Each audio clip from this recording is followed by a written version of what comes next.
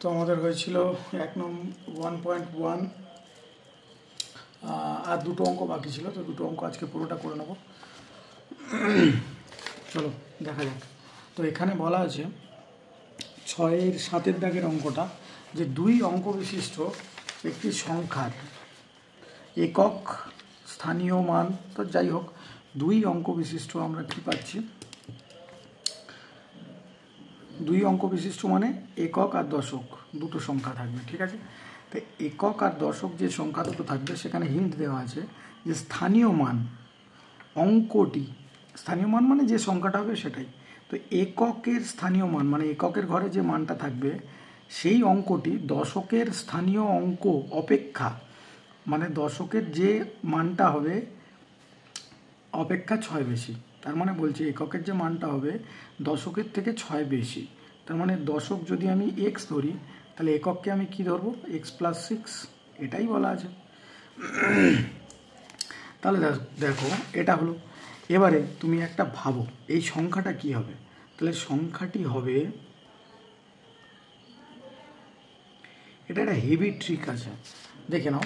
ধরো 21, এটা এককের ঘরে, এটা দশকের ঘরে। আমরা ছোটোবেলা থেকে পড়ি না 2 10 1 21, তার মানে 2-এর সাথে 10 গুণ অবস্থায় আছে, ওই জন্য দশকের ঘর।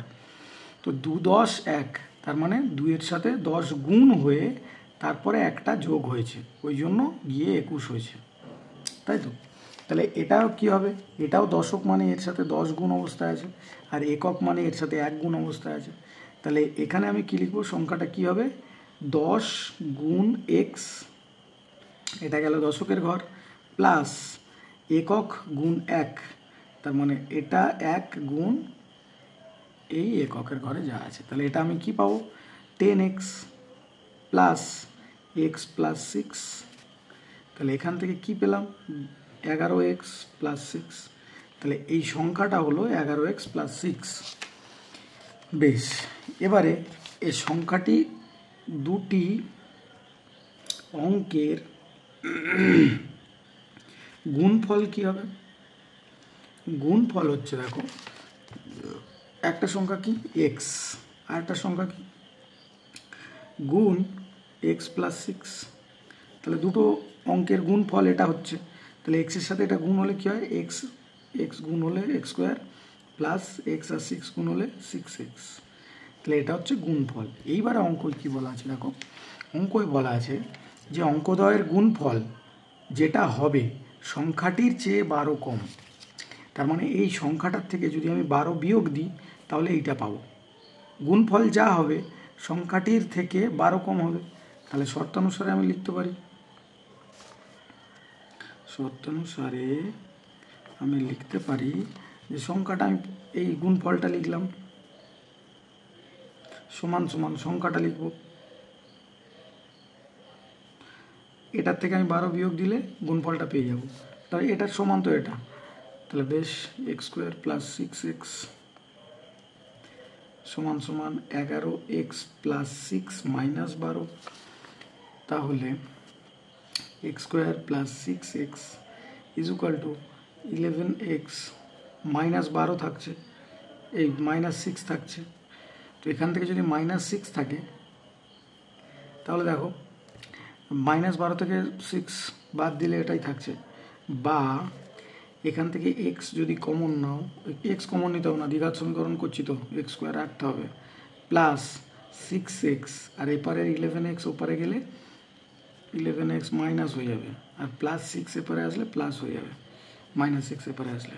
তো বা x² এর মতো থাকলো, 11টা x যেহেতু বড়, 11টা x থেকে 6x বাদ দিলে 11x এর চিহ্নই হবে, আর 6x বাদ দিলে 5x + 6 = 0, এই যদিও ঘাত সমীকরণে পরিণত হয়ে গেল।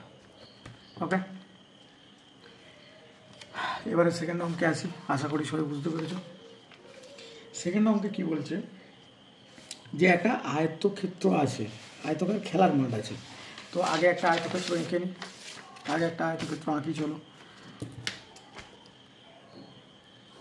8-এর দাগের লাস্ট অঙ্ক। তো আগে একটা আয়তক্ষেত্র এঁকে নিচ্ছি। এবার এখানে কি বলছে, আয়তক্ষেত্রর দৈর্ঘ্য কত, 45 মিটার, তো 45 মিটার দীর্ঘ, আর প্রশস্ত কত বা চওড়া 40 মিটার চওড়া বা প্রস্থ। খেলার মাঠের বাইরের চারপাশে সমান চওড়া রাস্তা আছে, মানে এদিকেও যত চওড়া রাস্তা আছে এদিকেও তত চওড়া, এদিকেও তত চওড়া, এদিকেও তত চওড়া। তো মনে করি এতটা চওড়া রাস্তা আছে আমার, দুদিকে সমান, ঠিক আছে। তাই আমি মনে করছি এখান থেকে এটা কতটা চওড়া, এক্স মিটার চওড়া। তাহলে এদিকেও এক্স মিটার চওড়া হবে, তাহলে এদিকেও এক্স মিটার চওড়া হবে, এদিকেও এক্স মিটার চওড়া হবে। তাহলে দেখো রাস্তা সমেত আয়তক্ষেত্রের দৈর্ঘ্য কত হয় বলো তো? দৈর্ঘ্য আগে তো কত ছিল, 45 ছিল। তো এইটা আগে দৈর্ঘ্য ছিল, এইটা আগে দৈর্ঘ্য ছিল, তাই তো। এখন তো এপারেও এক্স মিটার বেড়েছে, এটা এক্স বাড়া মানে এদিকেও এক্স বাড়া, আর এপারেও তো এক্স মিটার বেড়েছে, তার মানে দুবার এক্স এক্স করে বাড়ছে। তাহলে 45 প্লাস এক্স প্লাস এক্স, তাহলে 45 প্লাস 2x হলো। আর প্রস্থ কত হলো এখন? প্রস্থ হলো, প্রস্থ দেখো আগে 40 ছিল, এখানে ধরি আগে 40 ছিল, তো 40 থেকে এটাও তো এক্স মিটার চওড়া, এটাও তো এক্স মিটার চওড়া, তার মানে এটাও তো এক্স মিটার চওড়া, এটাও তো এক্স মিটার চওড়া। তাহলে 40 প্লাস এক্স প্লাস এক্স, তাহলে কত হলো? 40 প্লাস 2x। এখন কি বলছে? এখন বলছে ওই রাস্তার ক্ষেত্রফল এত বর্গমিটার। রাস্তার ক্ষেত্রফলটা বলেছে শুধু, কিন্তু পুরোটার ক্ষেত্রফল বলেনি। ওকে, তাহলে রাস্তার ক্ষেত্রফল বার করতে গেলে কি করব আমি? রাস্তার ক্ষেত্রফল বার করতে গেলে আমার পুরোটার ক্ষেত্রফল বার করতে হবে, তার থেকে ভিতরের ক্ষেত্রফলটা বাদ দিতে হবে, তাই তো। পুরোটার ক্ষেত্রফল যদি আমি বার করি, তা সেখান থেকে যদি আমি এই ক্ষেত্রফলটা বাদ দিয়ে দিই, তাহলে এই রাস্তার ক্ষেত্রফলটা পাবো। তাহলে মাঠের ক্ষেত্রফল, দেখো মাঠের ক্ষেত্রফল এই ভিতরেরটা, এটা ভিতরে ব্র্যাকেটে লিখে দিলাম ভিতর। মাঠের ক্ষেত্রফল কত?